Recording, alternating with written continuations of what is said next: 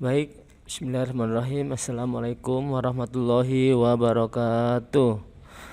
Dalam pertemuan kali ini, bagian 3 ya, menyajikan hal-hal yang dapat diteladani dari teks biografi, yaitu pengalaman hidup seorang tokoh, hal-hal penting yang kita dapatkan dari kisah biografi, yaitu berupa motivasi ataupun keteladanan yang dapat kita ambil dari perjalanan hidup seseorang. Di sini dalam artian keteladanan yang bersifat positif ya, yang bersifat baik. Motivasi untuk kemajuan, keteladanan dalam kehidupan sehari-hari yang sifatnya membuat kebaikan maksudnya untuk kebaikan.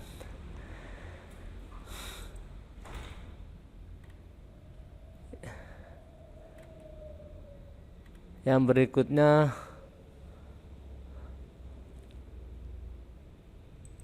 menemukan kepribadian unggul yang dapat diteladani dari tokoh biografi. Kepribadian unggul atau karakter unggul tokoh disajikan dalam biografi bertujuan agar diteladani oleh pembaca. Jadi kita harus meneladani kepribadian tokoh biografi itu dalam hal segi positif. Misalnya nih, kita mencontoh tokoh Ki Hajar Dewantara, di mana Ki Hajar Dewantara adalah pelopor pendidikan Indonesia. Dia sangat peduli atau sangat antusias untuk memajukan pendidikan di Indonesia ini. Berikutnya adalah langkah-langkah yang harus diperhatikan dalam menulis kepribadian tokoh, yaitu membaca teks biografi dengan saksama. Kita harus membacanya dengan baik-baik, dengan teliti, dan tentunya membaca itu harus dapat kita memahaminya. Yang kedua, melihat dari peristiwa yang dialami tokoh.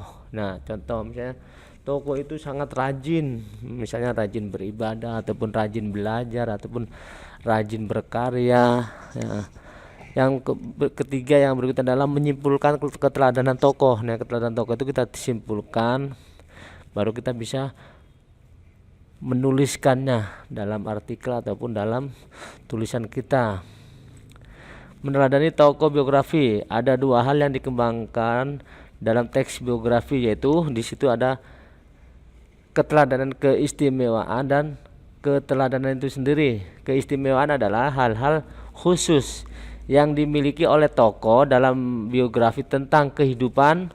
Unsur-unsur keistimewaannya ada antara lain, dari keistimewaannya orang itu membuat karya, dalam keistimewaannya itu orang dalam kepemimpinannya adalah memimpin, dan keistimewaan yang terakhir adalah dalam pemikiran atau kata-kata, tindakan yang menginspirasi, di mana tindakan adalah tindakan yang bisa menginspirasi kita untuk berbuat lebih baik lagi, untuk lebih maju lagi.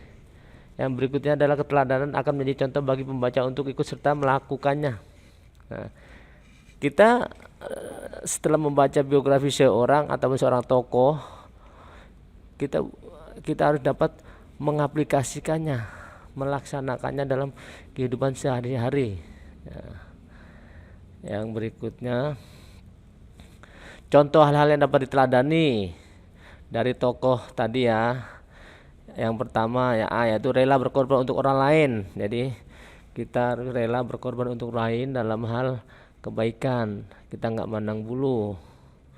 Kita tidak boleh membedakan antara si A atau si B ataupun yang lainnya. Yang kedua, menggunakan waktu yang efisien. Nah, menggunakan waktu yang efisien di sini maksudnya adalah kita harus dapat menjaga sangat pentingnya waktu, di mana kita dapat mengondisikan ataupun membagi waktu, di mana waktunya belajar, di mana waktu bermain, ataupun di mana waktu untuk beristirahat.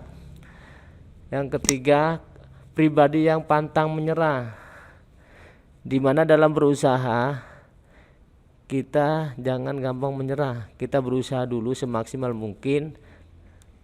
Dan jangan lupa kita juga harus dalam berusaha juga harus kita barengi dengan berdoa, di mana hasilnya itu kita serahkan kepada Allah Subhanahu wa taala atau Tuhan yang Maha Esa. Yang keempat berikutnya adalah usaha kerja keras untuk menyelesaikan pendidikan. Nah, ini pendidikan penting nih kita di dalam untuk menggapai cita-cita.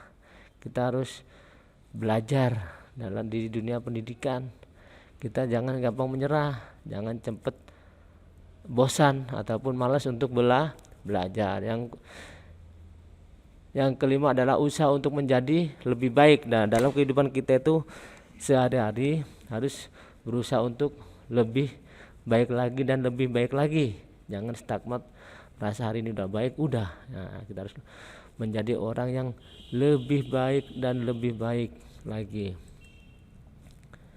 Yang berikutnya adalah cara untuk menemukan hal yang dapat diteladani dari tokoh biografi adalah yang pertama itu tadi ya, membaca teks biografi dengan saksama, melihat dari peristiwa yang dialami oleh tokoh, menyimpulkan keteladanan tokoh biografi.